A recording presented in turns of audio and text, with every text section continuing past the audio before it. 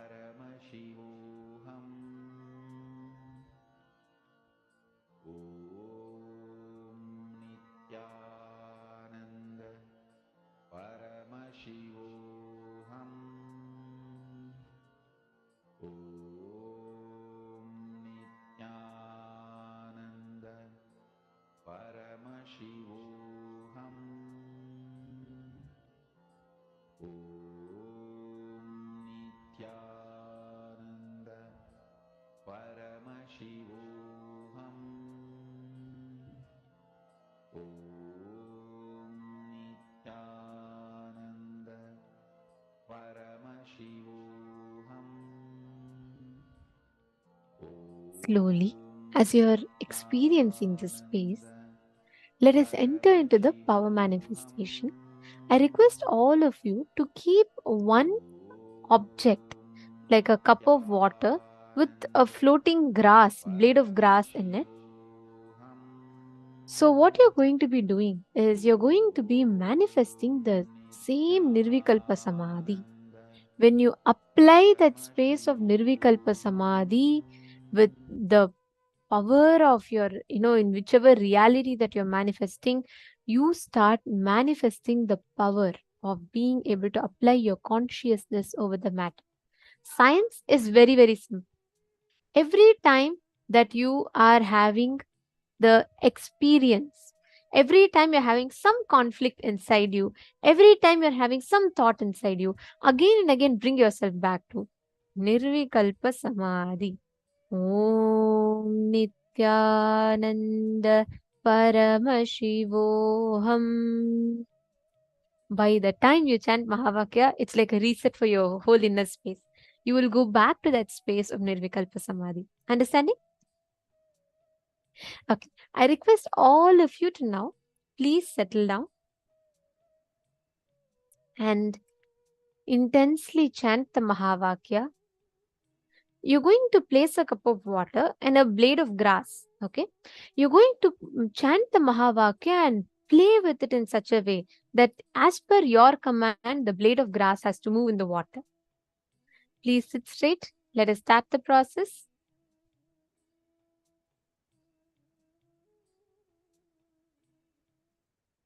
Continuously chant the Mahavakya.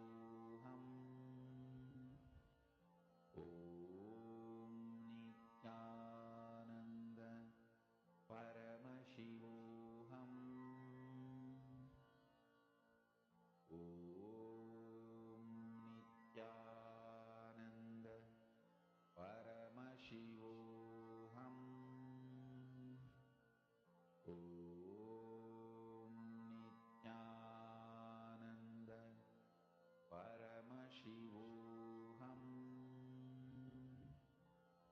Nithyananda Paramashivoham. Nithyananda Paramashivoham. Nithyananda Paramashivoham. Nithyananda Paramashivoham. Nithyananda Paramashivoham. Nithyananda Paramashivoham.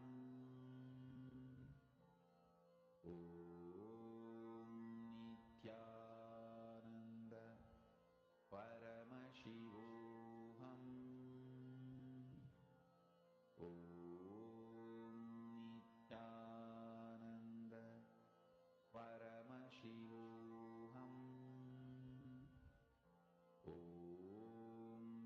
Nithyananda Paramashivoham.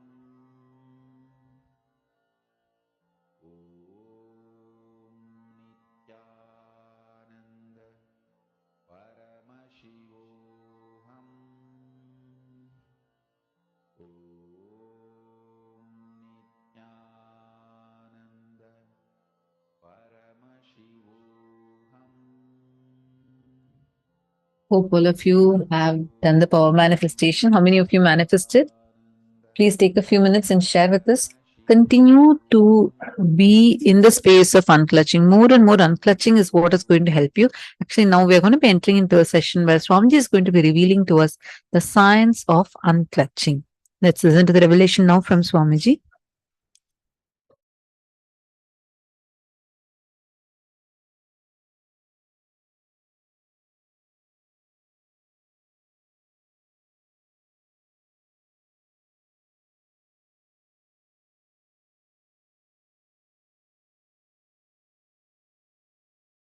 I tell you, each of my gurus, they poured their life on me. The clarity with which I can grasp all the great spiritual principles and explain. That is because of my ability to unclutch, which is the pure gift from Annamalai Swamigal. It is just a simple gift from him. My ability to operate in Sahaja Samadhi,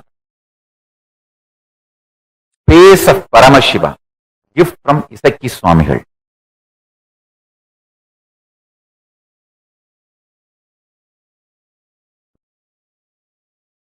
All my Guru's glory is only my life.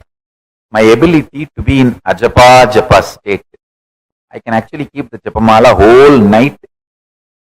Even if you think I am sleeping, the mala will be rolling in my hand continuously. That is the gift given to me by Yogi Ramswara Kumar. He is the Ajapa Japa Purusha. He is actually the embodiment of Ajapa Japa. He gave me the gift of Ajapa Japa.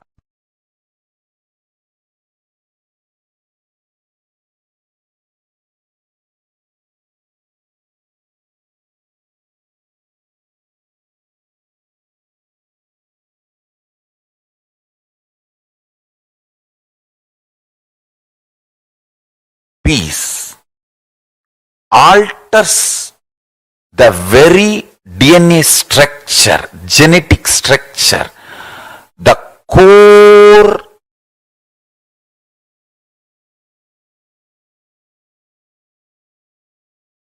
Anu Mahat structure. Understand? Anoraniyan Mahato Mahiyan. The consciousness in you is atom inside the atom, Mahat, more than Mahat. That Anoraniyan Mahato Mahiyan. That consciousness starts growing in you with more and more peace-based powerfulness developing in you. Nothing can be compared to unclutching.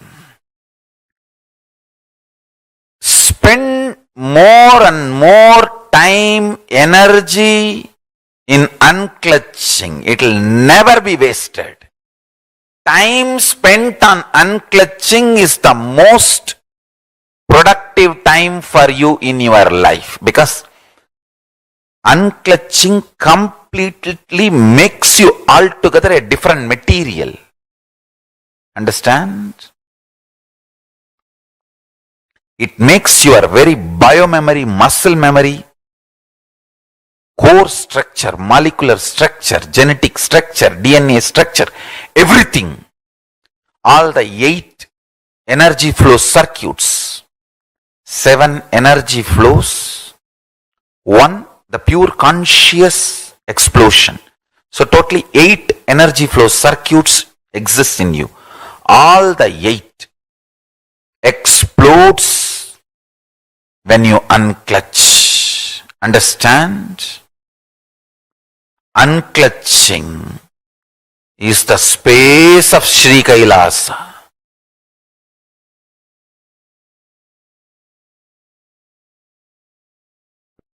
Listen carefully. Categorization, generalization, judging. All this is taught to you as a science of life. But all this leads more and more delusion. Listen carefully. I wanted to put this on record clearly. Generalizing,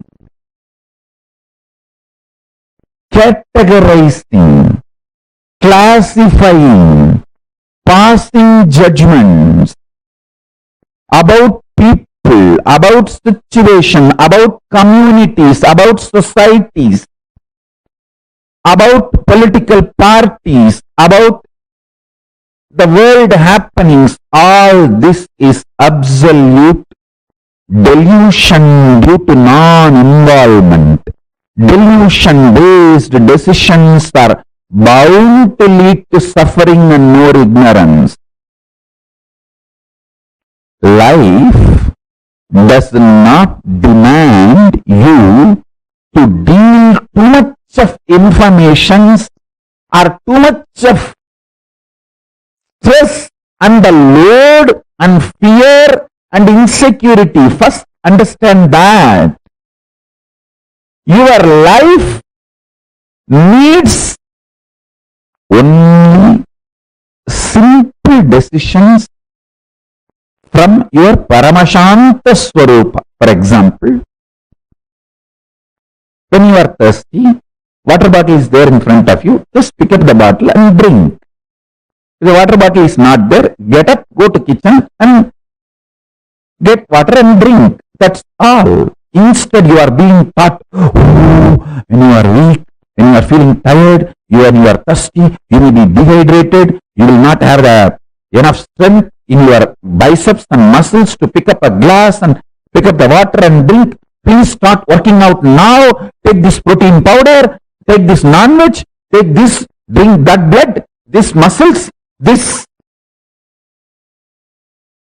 flesh, and build your body. So when you are thirsty, you can just get up and without any dehydration, difficulty, you can start drinking water. And to substantiate the statement we are making, we have thousands of studies, research has done on people.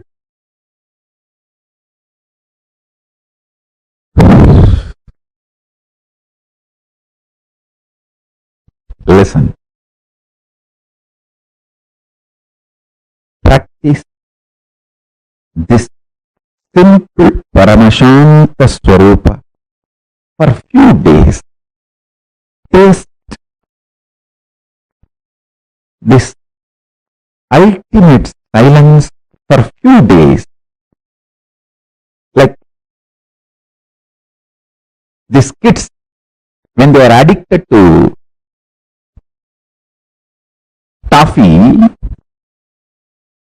they will keep the toffee in the mouth all the time. When they need to go somewhere, they will take it and put the wrapper, keep it in the packet. They will go and do all their play and everything, and they will come back. When they are free, again they will take it and put it in the mouth and start tasting it. In Tamil villages, we used to say, kuchmitai.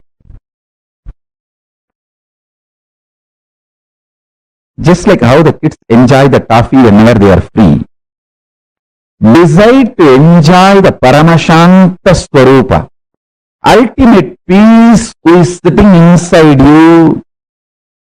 Whenever you have time, just sit all the time happily in Paramashiva's face. Paramashanta. This whole cosmos is happening. Big bangs happening, black holes happening, universes manifesting, playing, merging, time zones happening, playing, merging. You are there in that Paramashanta Swarupa as Paramashiva, witnessing this whole drama.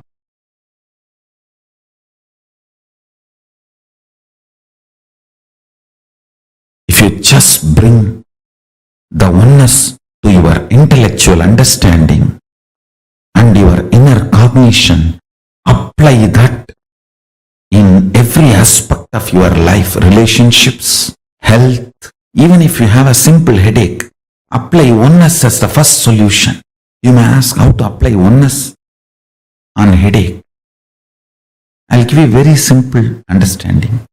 Just see where the pain is and see me, oneness within me cannot be uncomfortable within me. If something is uncomfortable within me, then that me is not in oneness with me. Let me see where me is not in oneness with me. Just start searching for that. You will see me becomes one with me and headache disappears. If there is a headache, me is not in oneness with me. Let me see which part of me is not in oneness with me. Just start searching. I tell you, simply headache will disappear. And please listen. I am not giving you false ideas. Just take little sacred ash. Tell Paramashiva, Oh Mahadeva, Paramashiva, I know oneness is an energy which can be mixed with any object, and that object will manifest and radiate that electromagnetic energy of oneness. So let this sacred ash be mixed with that electromagnetic energy of your oneness. Let your oneness be invoked in this sacred ash and apply that on your forehead with the Mahavagya Nithyananda Paramashivoham. It is equivalent to applying oneness on your forehead, and you will see headache disappears. I am not giving you some method like a placebo, fluke, click. No. Understand? What I am talking is far beyond placebo. It is oneness effect, not placebo effect. The electromagnetic force, maybe I can use a new word, cosmomagnetic force of oneness can be infused into any object. You can infuse that within you and without you. both. Within you and without you, both. When I lived my Parivrajaka life, means body was moving around without will, devoid of will, just with the flow of Paramashiva, Prakriti and Purusha, Paramashiva and Parashakti. The sacred ash is the only medicine. That is the mosquito repellent. That is the blanket. That is everything. Cold, apply sacred ash. Mosquitoes, apply sacred ash. Animals are in the forest and they may attack you, apply sacred ash. For anything, applying sacred ash was the solution. I'll take the sacred ash, invoke the powerful oneness cognition into it, the electromagnetic energy of oneness.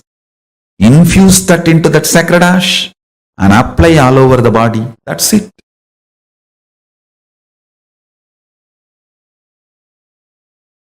I tell you,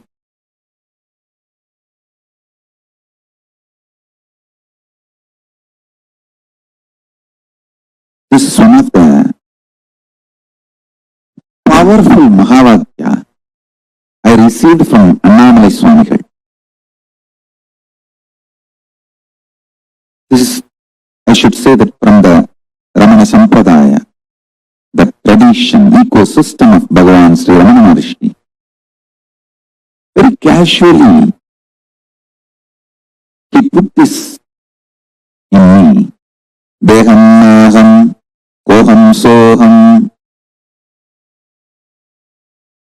Like how in the schools you learn Baba, black sheep. See, the rhymes you learn plays a major role in your thinking. Don't think rhymes are just funny. This is the most beautiful rhyme for enlightenment I learned. Deham maham, koham soham. Deham means body, naham, I am not. Then koham, who am I? Soham, Paramashiva is me. I can say that I just can build full-fledged temple for Annamalai Swamigal just putting this one rhyme inside my head. Even while I walk to the restroom, the schools, they will give an interval break. 10 minutes, you have to run to the restroom and come back. Even while running to the restroom, I will sing this only. Deham maham koham soham.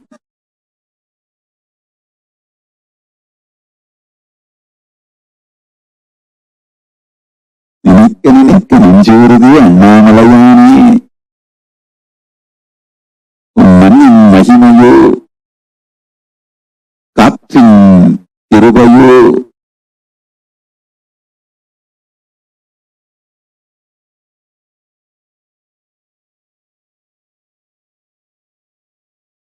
Listen, the rhymes you cherish inside you matters. The words you cherish inside you matters. The words you cherish inside you for 6 months will become reality within a year. At least it will become like a echo chamber for you. ECHO. Echo chamber for you, around you.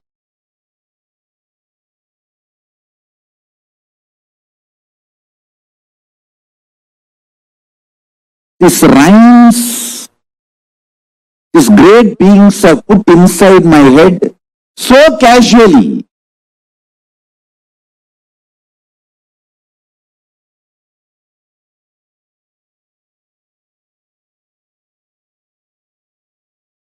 I started doing to Annamalai Swami because he will give that candy and all that for the kids. Whoever brings to have his darshan,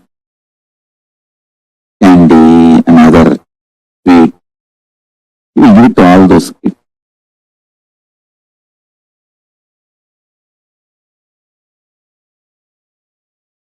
Very casually, he put these great truths inside my head.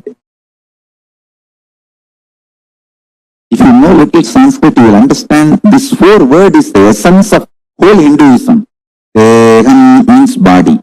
Naham, not my core, me. Me. Deham is mine, but not me. Naham, koham, then who am I? Soham, Paramashiva. Even when I am running to the washroom, from the class to the washroom, I will try to run. Deham maham koham soham, deham maham koham soham, deham maham koham soham. And run. Finish. Run back. Deham maham koham soham, deham maham koham soham.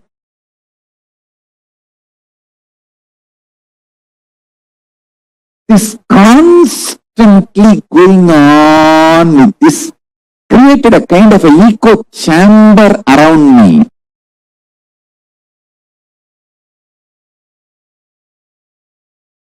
And if you remain hungry and put Mahavagya and powerful cognitions into your system, so much detoxification will happen. Literally 90% you will get established in oneness and enlightenment.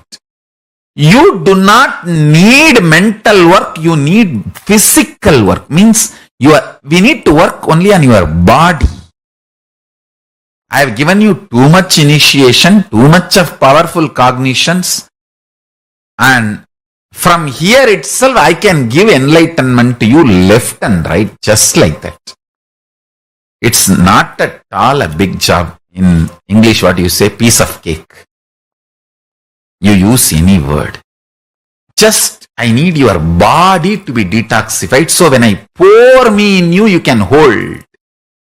It is literally cosmic union. I can make the cosmic union happen with any one of you at any time now, especially with this whole vibration of that love. That is why I insist on you moving to liquid diet, at least next for 21 days. Liquid diet,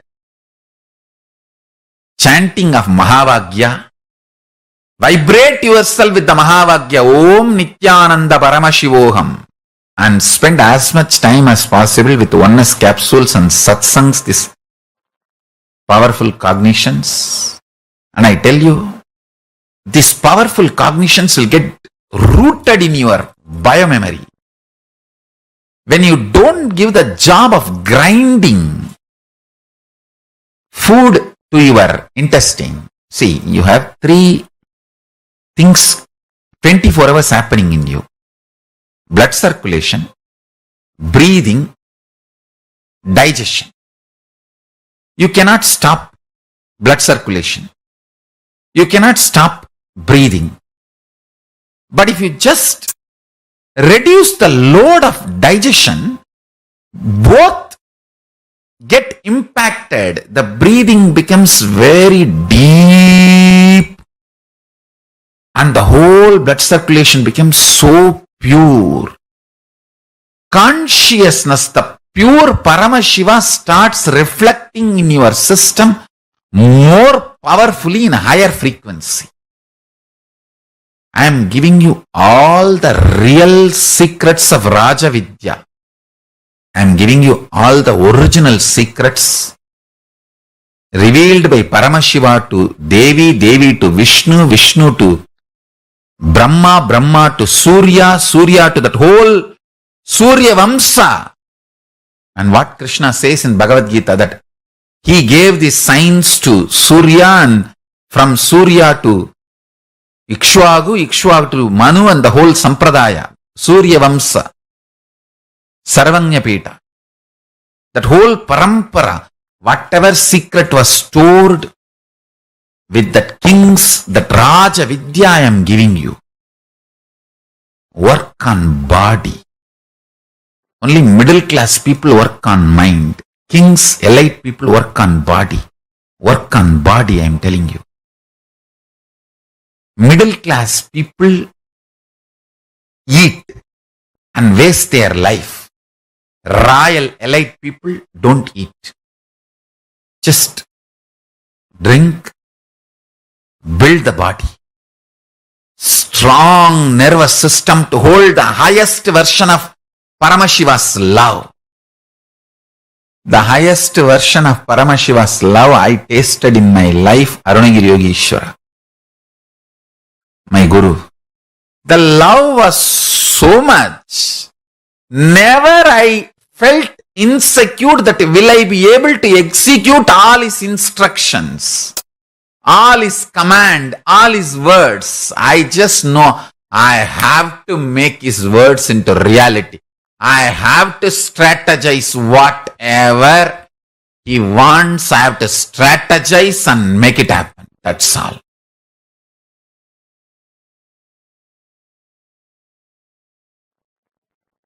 Absolute unclutching is the extremely enlightening fuel for your life. Understand? Fundamentally, your consciousness.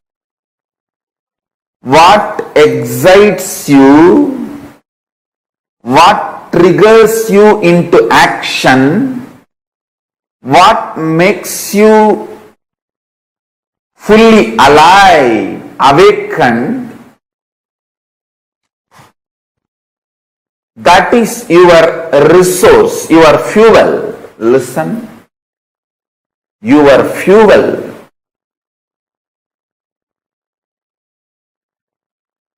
Need to be right and pure. Please listen.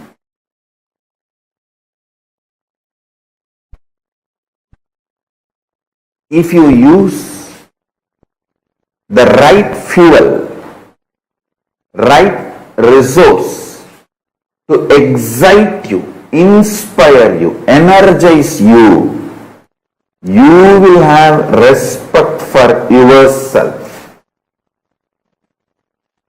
You will have respect for yourself.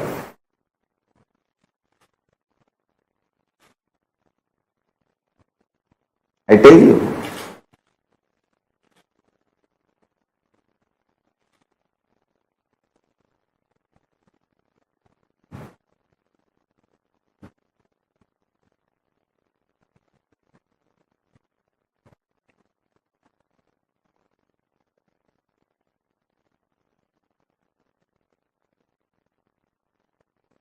If you use meat as fuel for your body, slowly but very definitely, even you will lose respect for yourself. If you use alcohol to pass your time, to pass your life, even you will not have respect for your life. Hey, to be deluded in alcohol, why should you assume even one body? You asked Paramashivam, Paramashiva gave you this body. If you are deluding yourself in alcohol and keeping you dull, passing your life, it is absolute abusal of your body. And Paramashiva who gave you this body.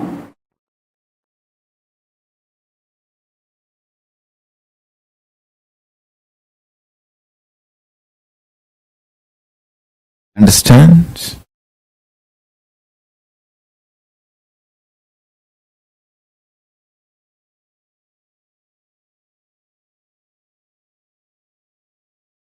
When you start talking intensely to Paramashiva, just this three, listen. Forget about everything else. Paramashiva is real. And you start talking to him. You can be complaining, you can be crying, you can be talking, you can be enjoying, you can say, thank you for what you have given me, or you can be angry, saying that what have you done to me? Why is Australia fire is not getting put off? Why the animals are dying in Australia? You can talk anything you want. He's as older than sun and fresher than your breath. He is new to you than your own breath. He is old to you than the sun.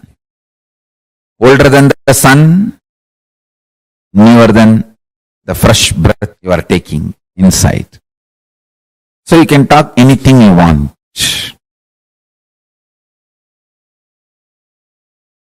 Remember one thing, cognizing is real, and then whatever you talk to him and whatever response he does, sometimes he will give verbal response, sometimes he will fulfill your prayers, sometimes he will pour intense paramashanta state in you. All is his response. Anything you do will only wake you up to the reality is real and is ultimate. That's it. I have given the essence of everything. State, space, powers, being, superconsciousness and Sri Kailasa of Paramashiva. All the 6 aspects I have given in this 3 line. Paramashiva is real. The ultimate is real. And start talking to him intensely. It can be sweet, friendly conversation. It can be fight. It can be demanding. It can be aggression. It can be surrender. It can be screaming. It can be anything. Know that he is real and go on internally talking to him. Before sipping cup of coffee, tell him, Swamiji, here is a sweet coffee. Enjoy. Before falling asleep, tell him, I am resting in you. Make my brain fall in tune, so I manifest you. Go on and on and on. I tell you. Listen to this. Once you feel you are dreaming, and after that, even if you slip into dreams, all those dreams only leads you to waking up state. Only once you remember, I think I am dreaming and it's not all real. Even if you don't wake up and fall, you slip into the dream again.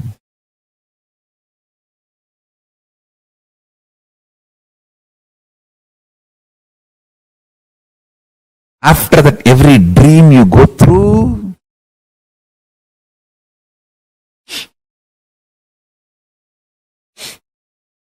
will only lead you to wake up. You will only wake up.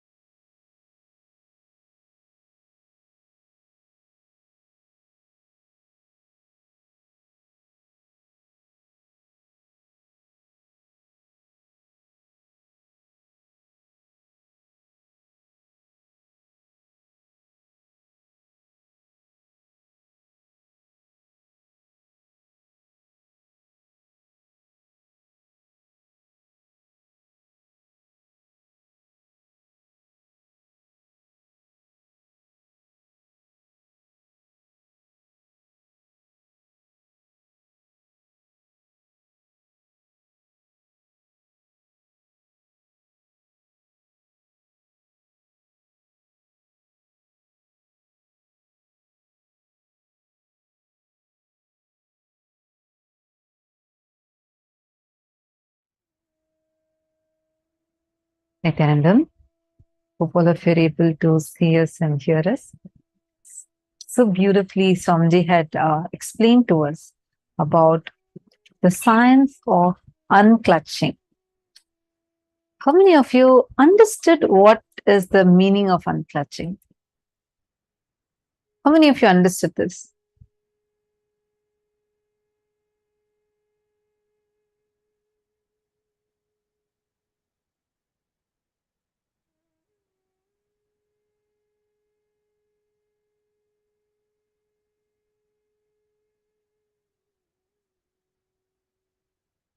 What is unclutching? Come on. Each of you tell. What is unclutching? What did you understand as unclutching?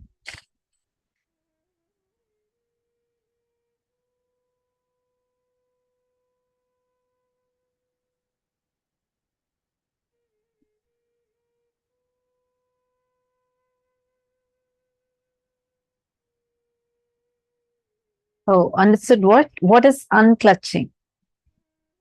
Thoughtless space, releasing all thoughts, releasing completion.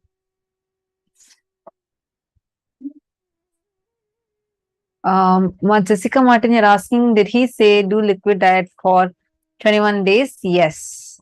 Liquid diet for 21 days. That's right.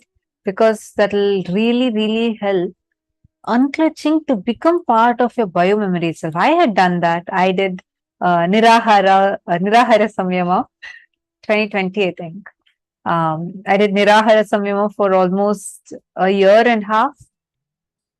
2020 fully I did, and then 2021 half. And I was just on liquids. And it was so fun. Like for me, not just that I was not even experiencing hunger, anything like that, but like for me, it was so powerful. My very Shivansh is asking, Shivansh is asking, did you miss chewing? Not really. Actually, unclutching is not, Nirahara Samyama is not fasting. It's you are given a meditation technique, and see, for me, I received Swamiji's blessings to do Nirahara. And from the moment Swamiji blessed, I just felt like even the foods that I really like, it didn't have an impact over me. I was quite surprised when like the people around me used to eat, right? Like all my favorite stuff. And I'm like trying to see if I'm getting tempted. I was trying to test myself. So I did not want to fight myself saying, oh, you should not, you should not be feeling hungry. You should not, actually not supposed to do that. If you feel hungry, you should just go eat. That's the Nirahara Samyama is not about fighting with yourself.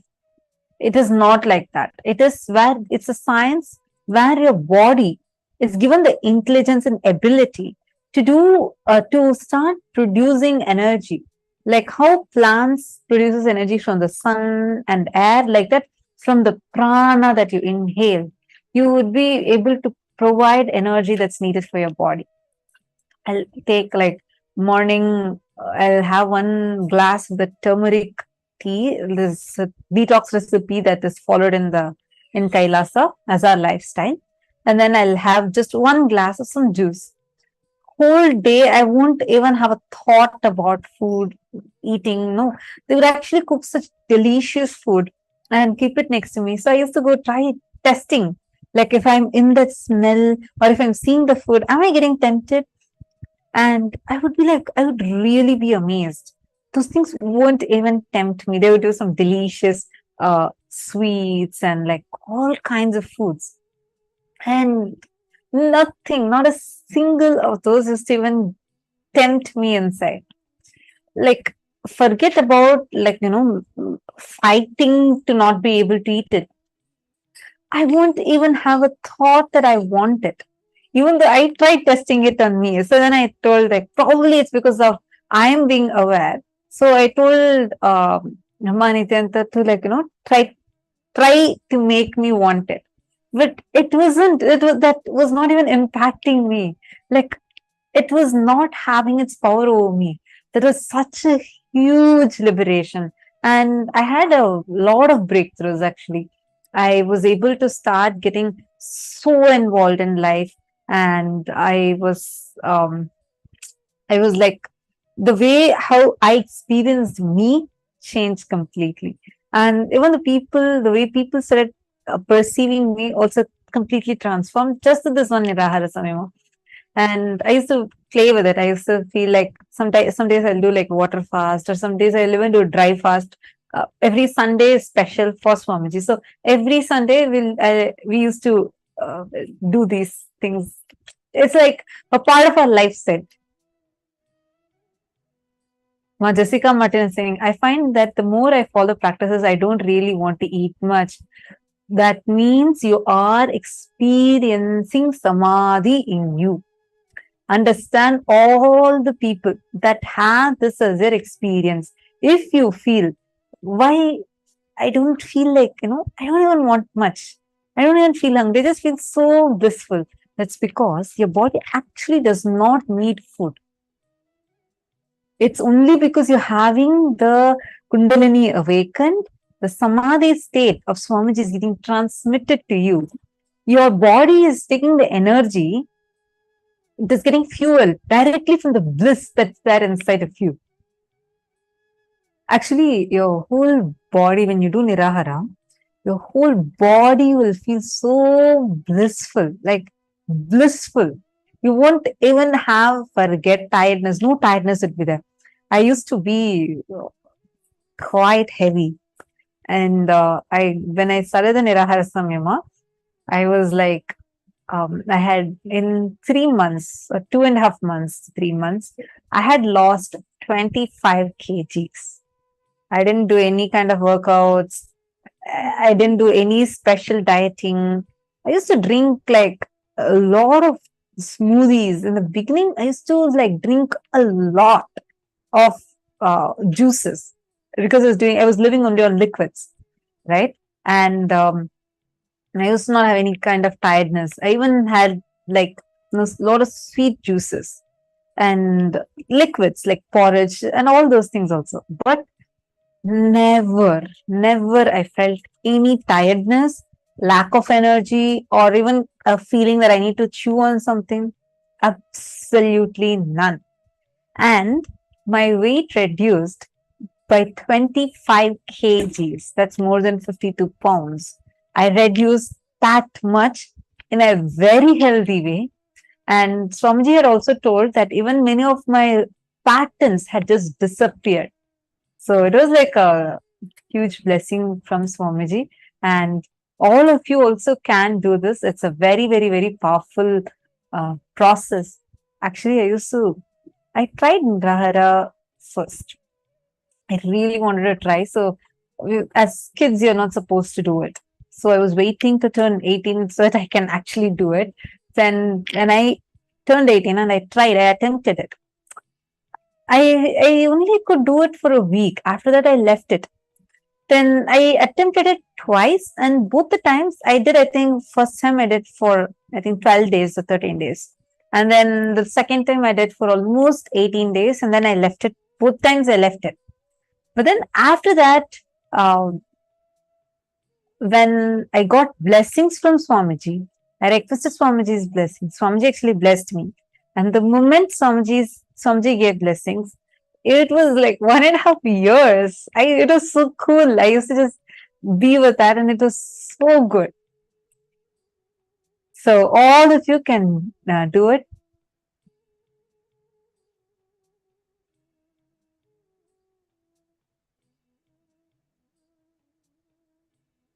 Okay, Jessica Martin is also asking a question with sleep. I was just sleeping 4 to 6 hours, but for some reason, over the last week, I'm sleeping 8 to 9, and that is unusual. Since I started the new 108 yoga, I didn't sleep much. To share why this change, I would like to go back to 4 hours. I think, Mom, see now, since this is the intense, you need to hydrate yourself more. All the participants, please listen.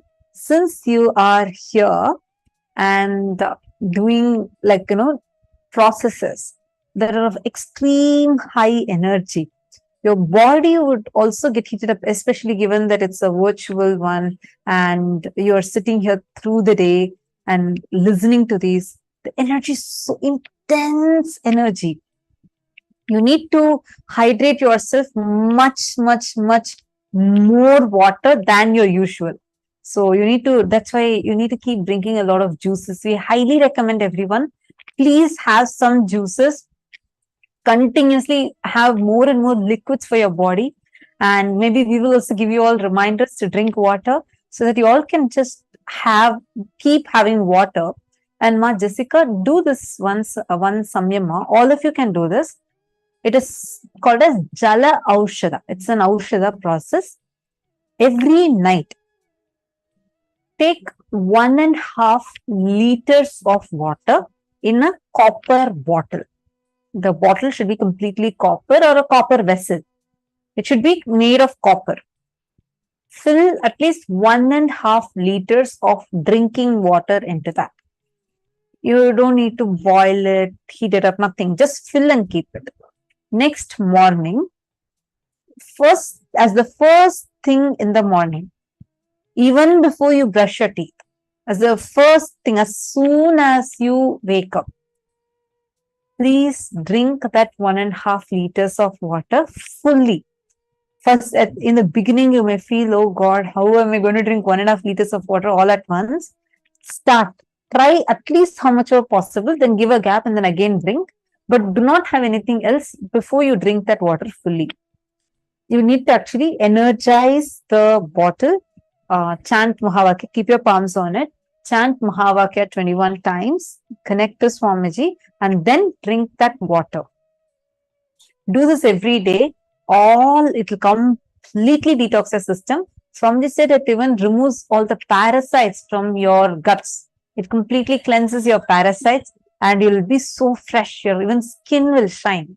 And that will really help you even for the program also. All those who are even feeling like sleepy or like, feeling very tired, please start doing this. This is recommended for all the participants to do it. So just take a copper bottle and fill it.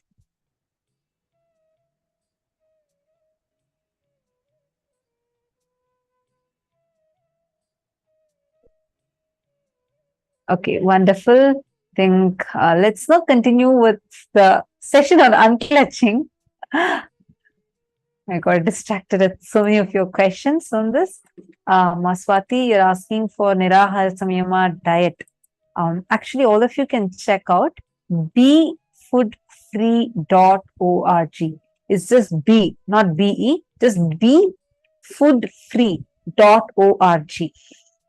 We'll ask our support desk team to post the link on all of your chats so that you can check it out. It's befoodfree.org. And you can go ahead and check out that link and sign up in that. You will be guided as to how to do the Nirahara Samyama, what's the process, everything. It's very, very, very powerful. Ma Virupaksha, yes, that's right. Just the letter befoodfree.org. That's right. Okay, so now let's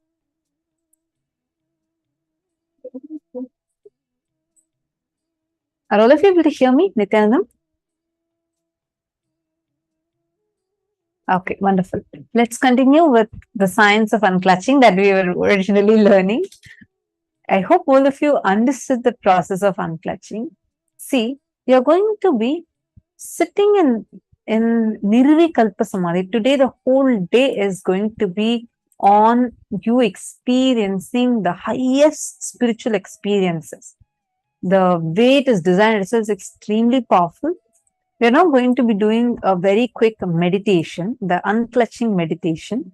First, Swamiji is going to be explaining to us the process of unclutching. How exactly should we be doing the unclutching? So please listen. And we are then going to be doing the meditation together.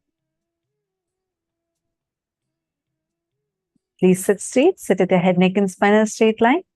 And listen intensely to the revelation now.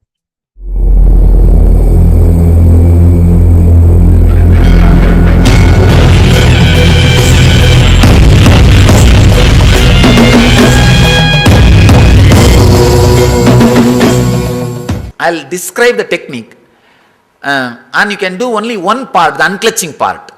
See, the technique is 5-step. The first step, it's like a preparing you. The 3 steps are just preparation. 4th step is the unclutching, the exact meditation. 5th step is more or less like a relaxing, settling with the regular life.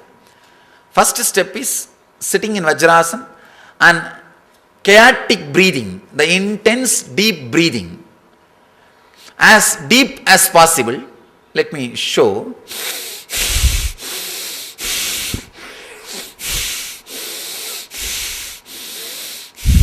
As deep as possible. First 7 minutes. This, as fast as possible. The second step, it's one kind of a pranayama. Second step, intense humming. Let me show.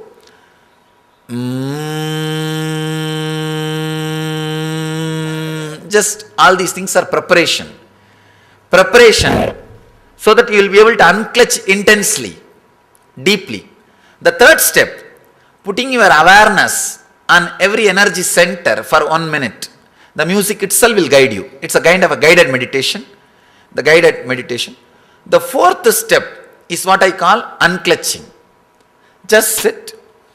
Because of these 3 steps, so many things should have been released in your system. All those things will be leaving in your system. Whatever happens, whatever comes up, just unclutch. Do not give meaning to it. Do not give meaning to it. Just unclutch whatever happens, maybe for 7 to 8 minutes. You may think, is it enough? 7 to 8 minutes and intense unclutching is more than enough to keep that energy whole day. Just intensely unclutch and whole day you will have that remembrance. Let me unclutch. Let me unclutch. That's all we need. That's all we need. The 4th step is unclutching. The 5th step, just sit. There will be a simple music. There will be very silent music. Very simple music. Nothing related to mystic or any spiritual. Just relaxing, settling with your body and preparing for your day-to-day routine. This is the 5th step. Now we can do just the 4th step. Now we can do just the 4th step. Maybe 10 minutes try. You don't have to struggle. You don't have to have any difficulty. Just see the any thought rises in you, just unclutch. Just see the thoughts are unclutched. See the thoughts. The words are not given any meaning. You just see the moment a thought comes, you unclutch. There will be small gap. Immediately your mind will say, no, I am having thought or I am having silence. Unclutch from that thought to any thought comes up to your conscious radar. Anything comes up, immediately unclutch. For few seconds after unclutching, the moment you use the word idea unclutching, few seconds you may have the gap. Again something will raise. Then again use the word unclutching. In the initial level it will be like again and again you may have to repeat. But in few minutes it will settle down. The gap will become more. You may not need to repeat the word or idea unclutching again and again. You can try for next. Third step, putting your awareness on every energy center for 1 minute, the chakras. Now please close your eyes. We will practice only unclutching. Just close your eyes and relax.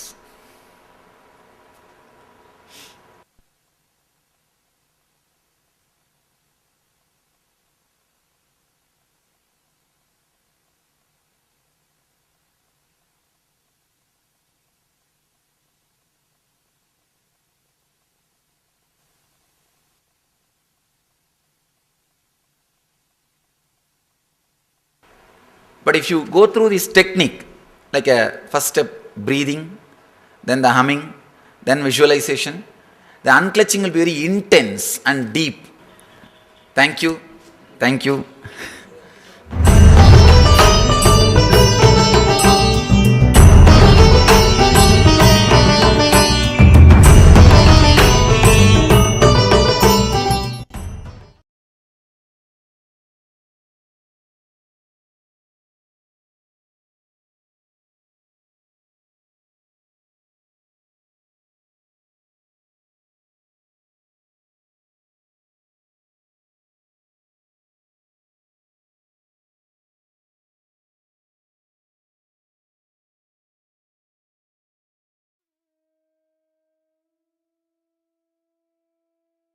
Thing means neither creating a thought nor sustaining a thought, destroying a thought, just witnessing what happens as it is happening without um, any kind of a disturbance, without any kind of an interference, intervention, you not getting personally reactive to what is happening is unclutching. Any thought that happens in you, you not being attached to it, which means you may wonder, what does it mean? I'm not attached to any of my thoughts. Yes, understand, there's a very beautiful science that Swamiji is teaching in this. Many times when you're sitting by yourself, think about it. The moment some thought comes in you, it has to trigger a certain emotion in you, correct? That's how all of us function. Either it should create some pain, it should create some joy, it should create some sorrow, it should create some anger. Some or the other emotion gets triggered in us every time a thought happens in our inner space. Unclutching is your ability to consciously witness the happening without getting caught by the thoughts, without getting caught into the rut of the thinking. If you just take 5 minutes and observe your thoughts, right, you will see actually your thoughts have no relevance with each other. Your thoughts have absolutely no kind of a this thing with each other. There is no relation between one thought and another. But you start consciously cherishing that in your inner space, where you start engaging with the thoughts and you start getting personally attached to the reactions.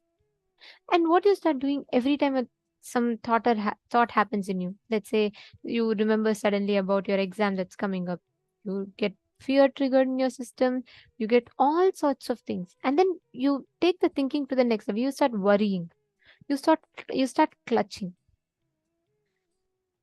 Listen very carefully.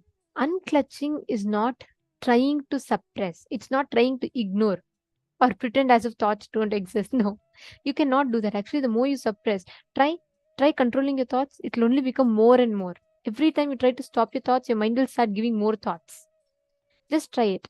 You're only adding more and more thoughts. Unclutching is not about you trying to control your thoughts. It's not about you trying to see, what kind of thoughts are coming. No. Unclutching is where the words are flowing, thoughts are flowing, but the response to the thoughts are not happening. Do not associate that thought with either it is a joy or it is a suffering. Don't give any label to that thought. Just watch your thoughts. Are all of you understanding? If you're all understanding, could you all put yes in the chat? Is it making sense?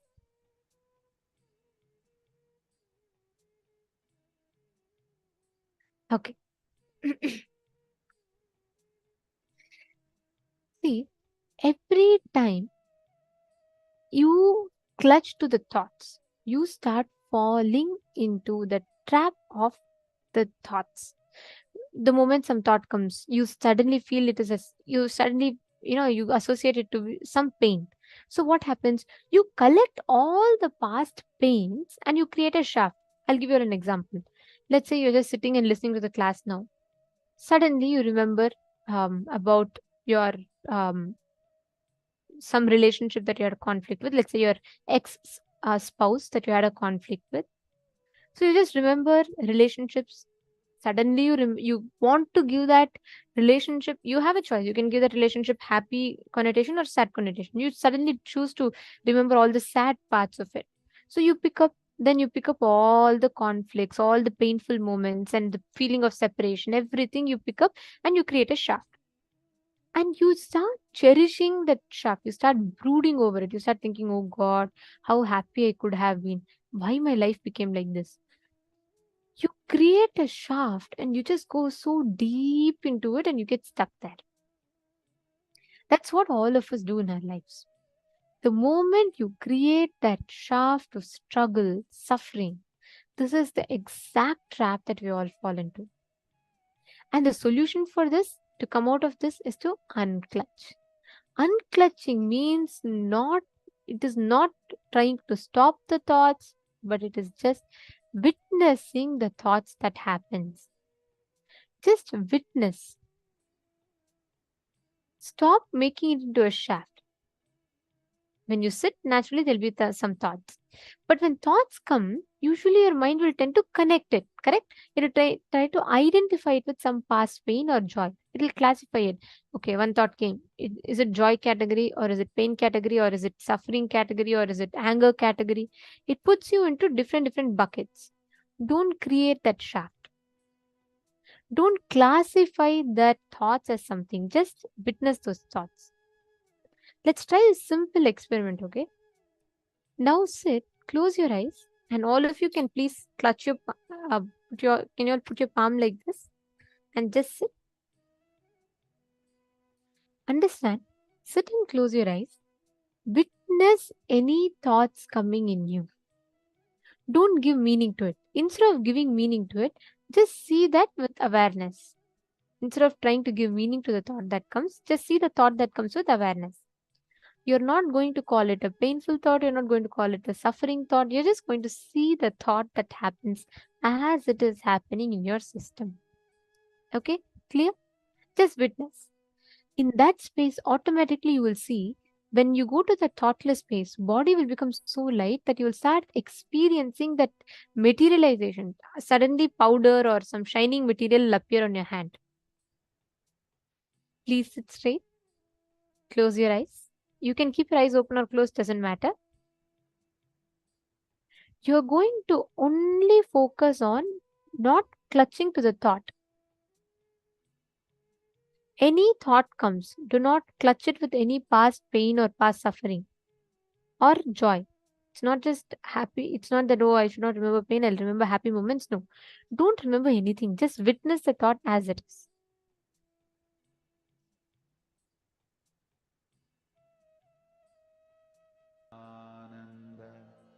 Do this intensely. Unclutch completely.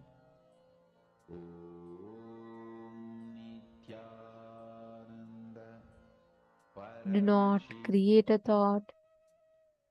Do not sustain a thought. Do not rejuvenate a thought. Just witness.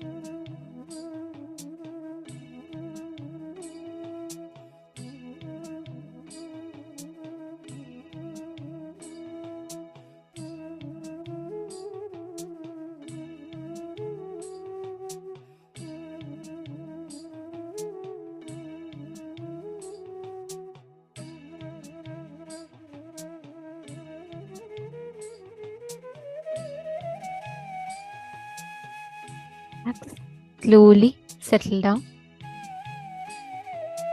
Now, we're all going to be entering into the next session, a very important one, where we learn about the science of unclutching and the Kundalini Shakti that gets awakened in us when we unclutch.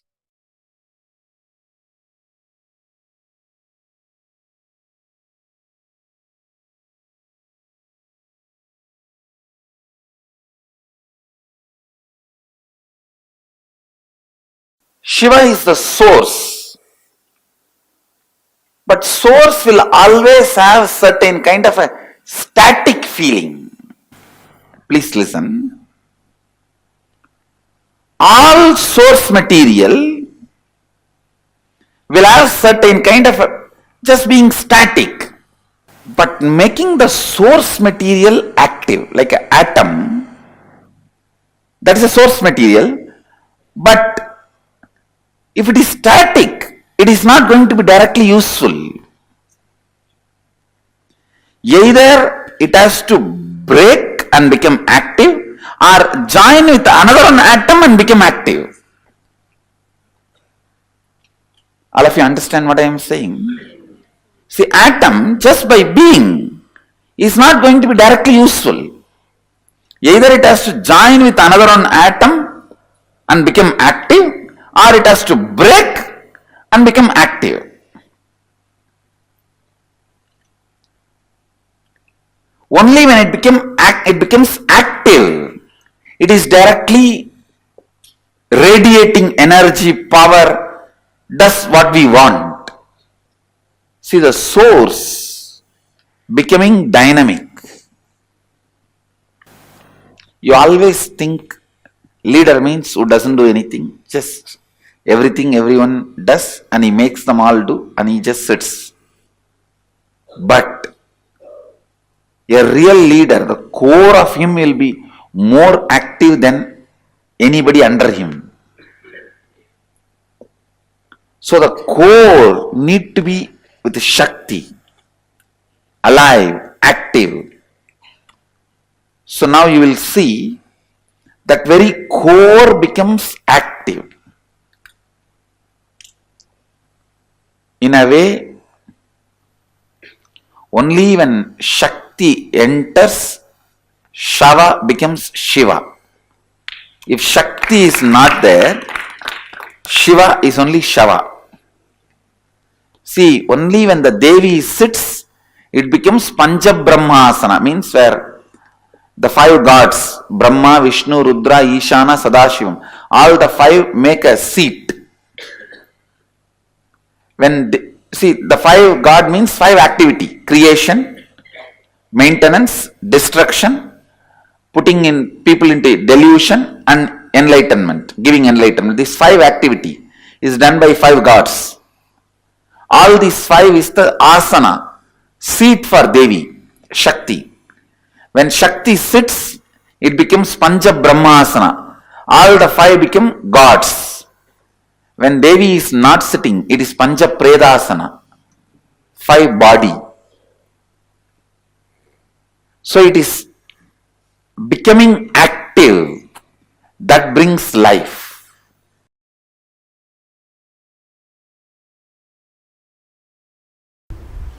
The excitement created by verbalization, excitement infused by visualization, excitement infused by the Kundalini awakening, your consciousness waking up. These are the three levels of Shaktipada you go through. Every day in your life, these three Shaktipada, any one you go through, or all three. But always in these three something will be happening. If all the three are not happening, you will not be alive. You will be in depression.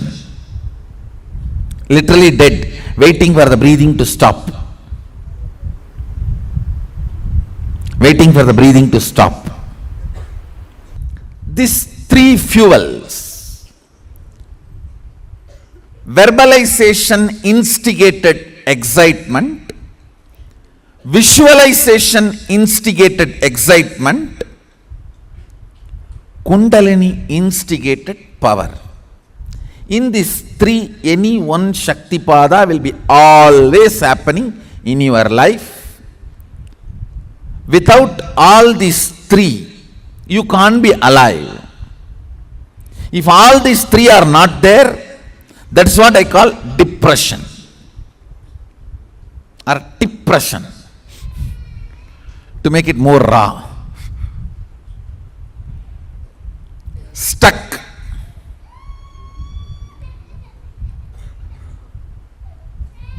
Not knowing what to do, not moving what to do, not flowing with life.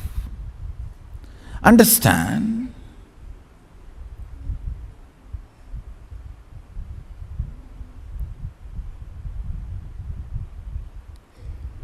More and more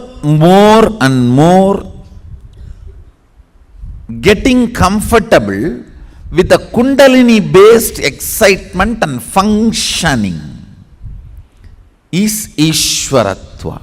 Listen.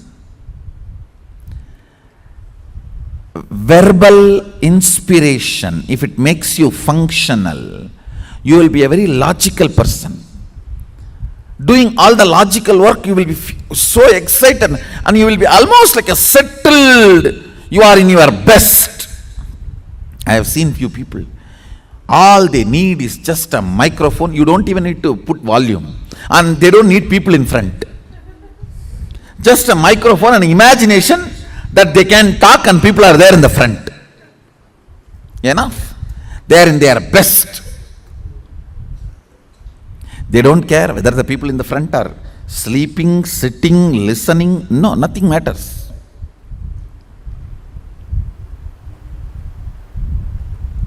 If you are visualization excitement person,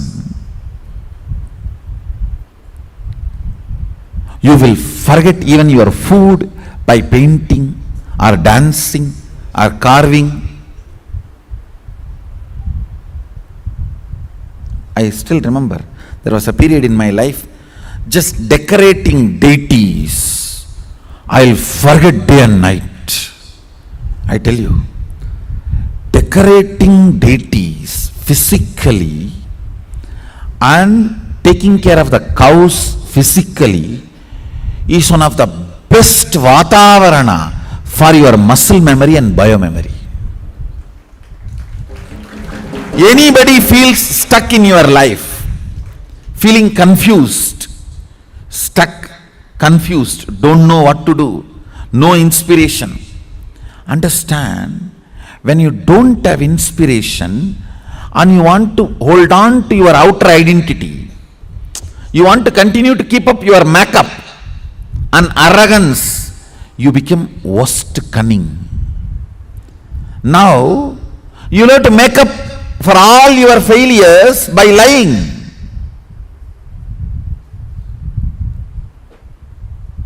That is the worst way of building muscle memory. But I tell you, the best way of building muscle memory and biomemory, when you take care of the cows, you see, please understand, cow is not something I am talking about because I am born in Hindu tradition. Please understand, the very biomemory, muscle memory, DNA of the cow awakens certain energy in you, joy, peace, completion, sacrifice. No wrong fuel is possible. Fuel has to be right.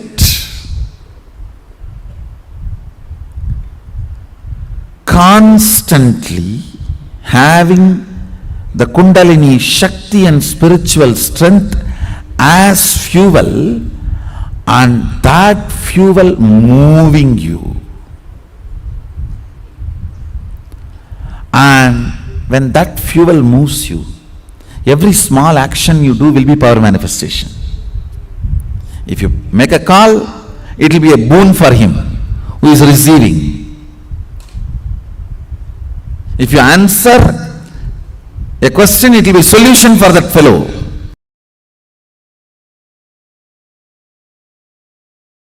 Conscious resources.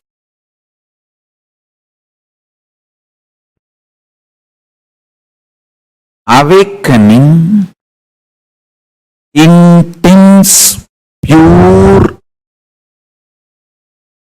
unclutched space.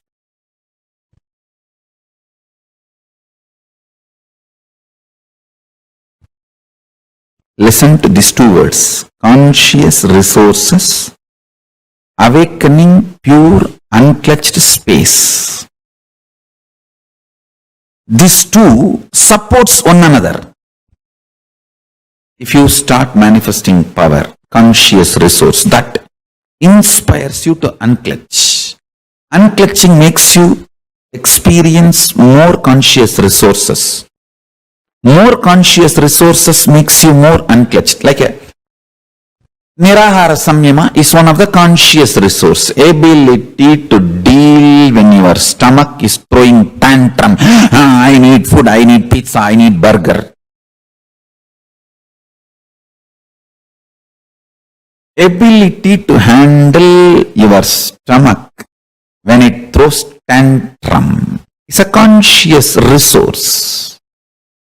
And that inspires you to unclutch. And unclutching makes you manifest more conscious resources and makes you manifest powers. When you manifest power, you know the Kundalini Shakti oozing out from inner space and does wonderful, miraculous things around you.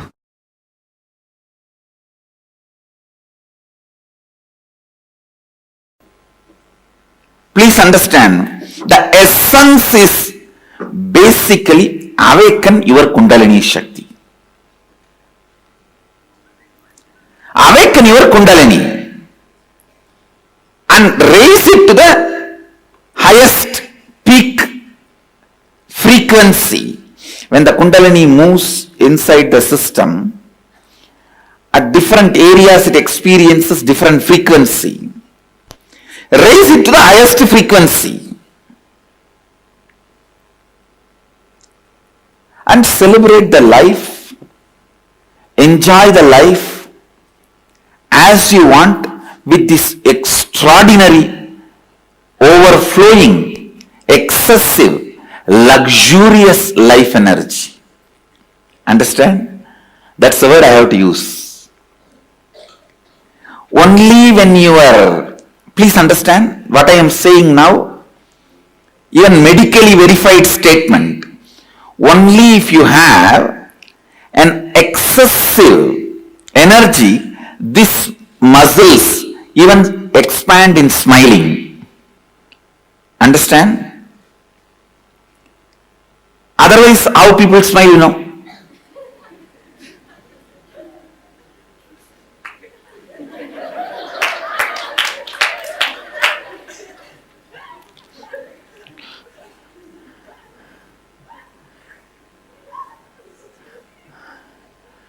Now I am telling you, life should be lived with luxury of energy. I am telling you, if you think the car you drive, the chair you sit, and the house you live, that only demonstrates your luxury. That is the symbol of your luxury. You are cheated. You are just cheated. It is the luxurious energy you carried in your stomach, in your heart, in your throat, in your face, in your crown. That is luxury. That is the best luxury. I tell you, when you wake up in the morning, energy you carry in your stomach is, are you carrying a cramp, or are you carrying the gas, or are you carrying an uncomfortable acidity feeling? What are you carrying in the stomach when you wake up? And by the time you get ready for your everyday routine, you remember your everyday, what is the energy you are carrying in your heart? The moment you remember, you have to go to your office, you have to meet your family, you have to meet your team lead, you have to meet your team, you have to meet your boss, you have to do your everyday actions. What is the experience you carry when you remember your everyday routine in your heart? What's the energy you feel near your chest? That decides whether you are living luxuriously or not.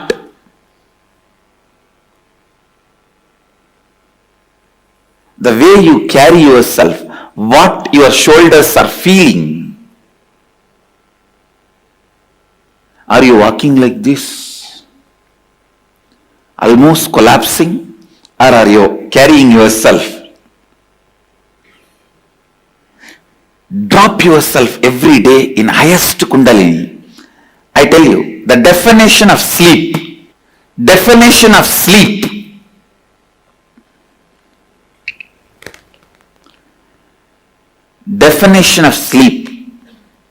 you should never feel tired, bored when you close your eyes and rest your body. You should not be feeling restless. Understand? Restlessness means insomnia, sleeplessness, turning this side, that side, tossing around.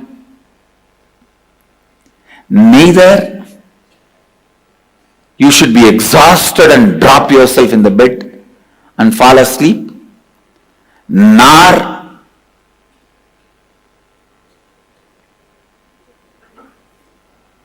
you should be restless without getting sleep. It should be just entering into the energy space. And it is possible. I am not giving you any great theories. No. Just remember, last 10 or 12 hours, the wax with which you made this world, the circus tent with which you opened and running your circus. Now wind up the whole thing, melt down the whole wax and drop it into the source and relax.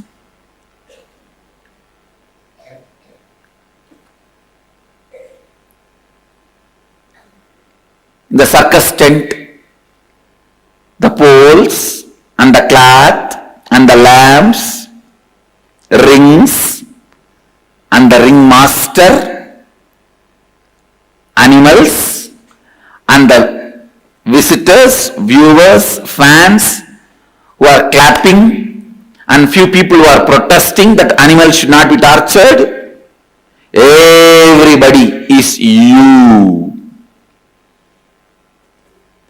Every night when you are dropping into that space of powerfulness, remember, everybody is you.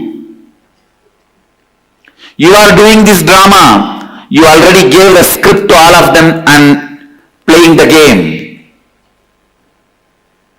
You are doing this drama. You have given the script. Just relax into that powerfulness which comes when you do completion every night. Before falling asleep, just complete whatever incompletions you remember and fall into that powerful space. Fall into that powerful space. Neither you should be tired or bored or exhausted when you fall asleep, nor you should be restless, sleepless.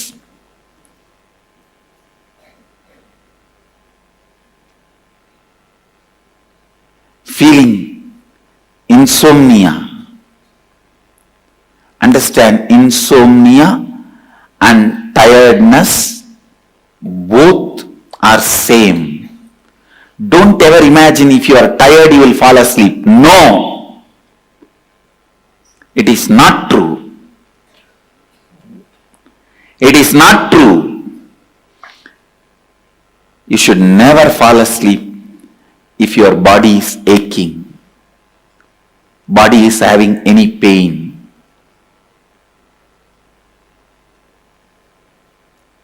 Complete with all the physical, mental pains, boredom, all that, and just drop. Complete. When you fall asleep in the space of completion every night, your Kundalini will be raised to its peak.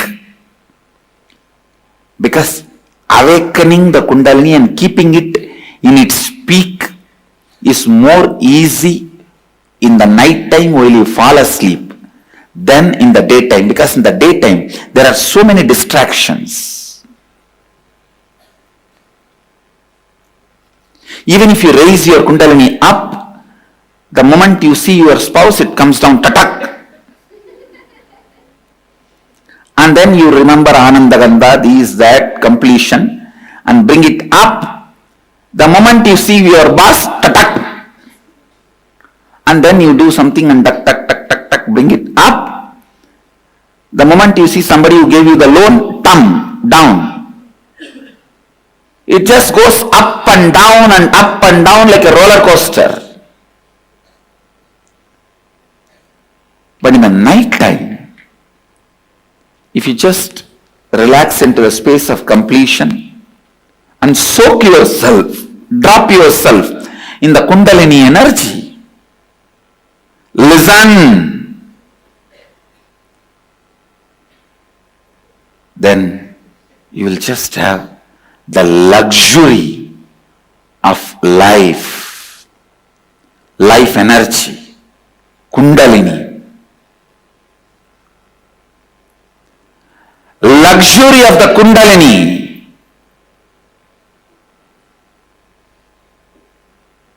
is the gift I am giving it to the world. Understand? Anybody who claims you are my disciple, follower, devotee, you should have received this gift, luxury of Kundalini.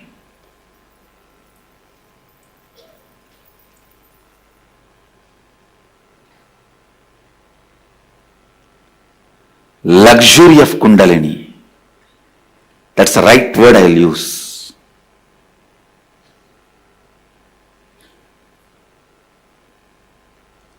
No question of any powerlessness.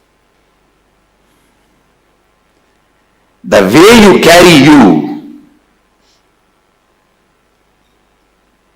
the way you walk, talk, sit, see, people should know you are carrying a VIP inside you.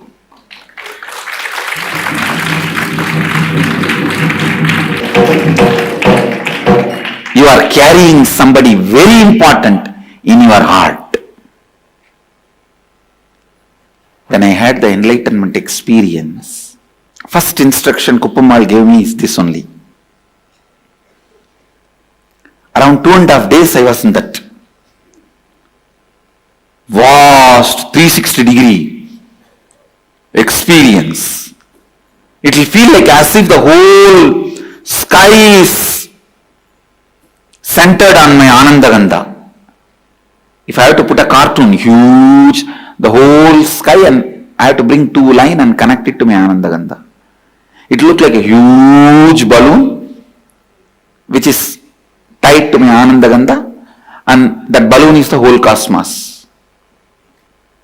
She used to cook and feed me, and she also used to give a lot of uncooked herbs to prepare my body and keep my body stable.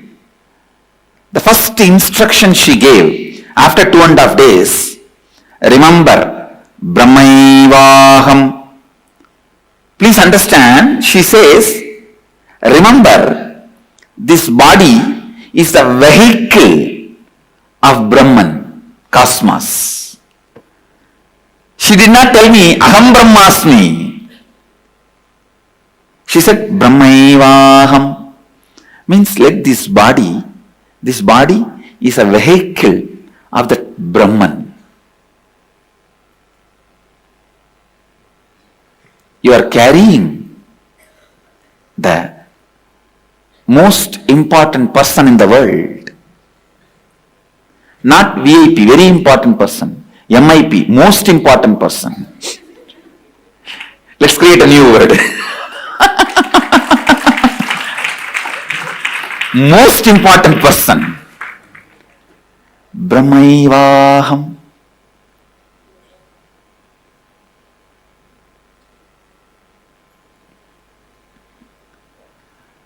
Luxury of the Kundalini. Again and again I want to repeat that word. Luxury of Kundalini. Veda Shastra Guru Tattva Swayam Ananta Lakshanam. As per the Vedas, Shastras and teachings of the Guru, myself is the pure bliss. When you come to this experience, that's what I call luxury of Kundalini.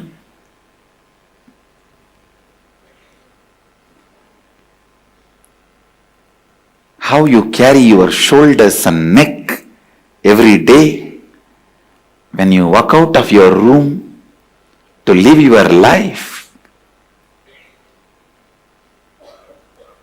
What you carry in your eyes to share with the world. Understand, whatever you carry in your eyes, nose, face, mouth, it gets shared with the world without even you pressing the share button.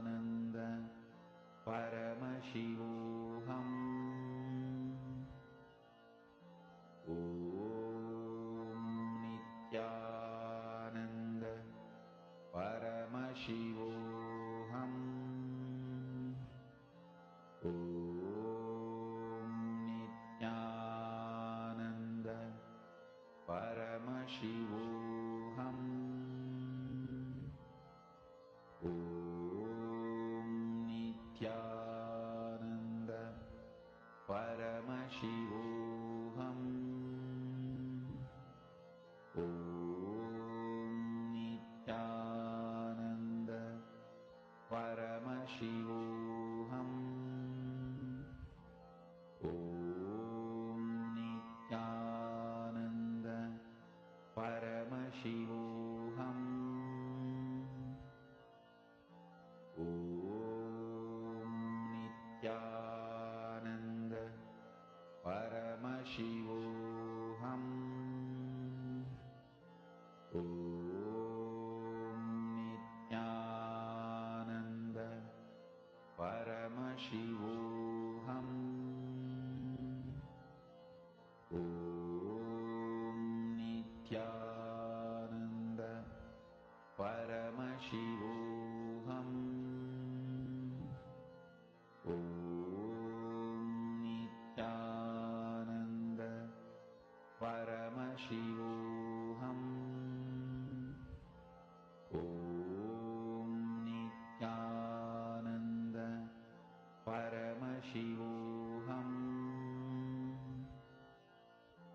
Om Nithyananda Paramashivoham.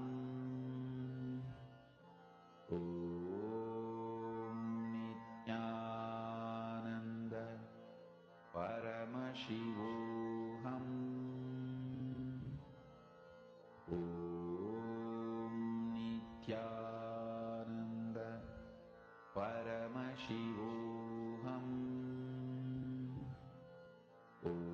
Om Nithyananda Paramashivoham. Om Nithyananda Paramashivoham.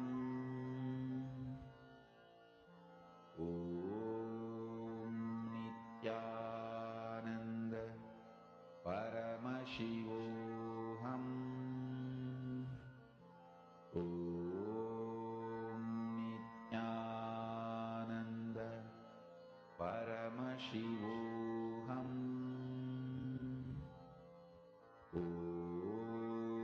Nithyananda Paramashivoham. Om Nithyananda Paramashivoham. Om Nithyananda Paramashivoham. Om Nithyananda Paramashivoham. Om Nithyananda Paramashivoham.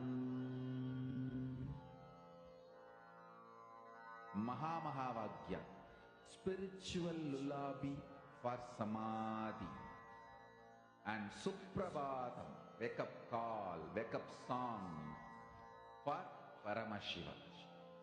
This Mahā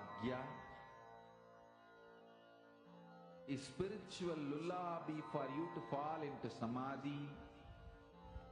Suprabhatam, wake up song for Paramashiva to wake up in you. Just remember this one powerful cognition. This Mahā puts me in Samadhi. This is spiritual lullaby for Samadhi. And Suprabhatam, wake up song for Paramashiva in me. For Paramashiva to manifest. With this one spiritual powerful cognition, chant this Mahā.